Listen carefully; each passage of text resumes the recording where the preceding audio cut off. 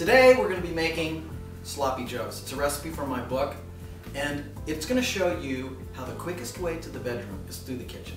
Now, I know you're saying to yourself, sloppy joes, that's not very romantic. It's not like a dozen flowers and a bottle of champagne. But what I'm going to do today, we're going to plan the menu, we're going to shop for the ingredients, we're going to prepare the meal, serve the meal, and we're going to clean the kitchen. And I guarantee you, if we take care of all of those things, well, you have a better shot anyway. So anyway, today it's sloppy joes. What do you need for sloppy joes? Here's what you need. You need a pound of ground beef. You need a can of tomato soup. Now normally I talk about using all natural ingredients in my book and trying to not to use too many canned ingredients, but in this case we're not going to be stewing tomatoes all day, making a cream sauce, condensing it down to put in this recipe. It's just not worth it. So we're going to use this Campbell's soup, which is my favorite tomato soup from Campbell's. We also need Worcestershire sauce, we need some soy sauce, we need some salt. Isn't this a nice salt box? My mom made a salt box. We need some garlic powder, we need some onion powder, we need some pepper, little red pepper flakes, and we need some spoons which aren't going to end up in the dish. So the first thing we're going to do is we're going to brown our ground beef. So as you're browning the beef, one of the things you want to do is you don't want to walk away from it. I never walk away from a hot pan. The other thing is you want to kind of keep breaking it up because I want it to look like small pieces. Before it's completely brown, I'm going to put in my dry ingredients. I'm going to season this beef before I start putting in any wet ingredients. Here I'm going to put in just a pinch of salt. Don't ask me how much that is. You'll figure it out one day. I'm going to put in a quarter of a teaspoon of garlic powder, quarter of a teaspoon of onion powder, some pepper. I love this pepper. It's a total, what can I tell you? A couple of shakes of red pepper flakes. Shaky, shaky, shaky. Those are our dry ingredients. So I'm going to just mix those in, make those happen here. So we have our dry ingredients in. The beef is perfectly brown.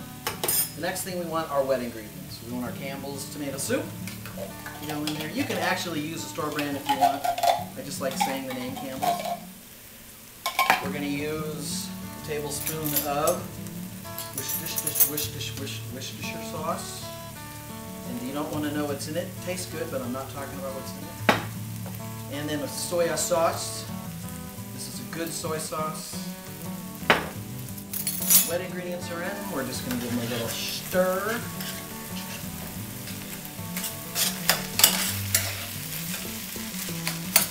Make sure they're well incorporated.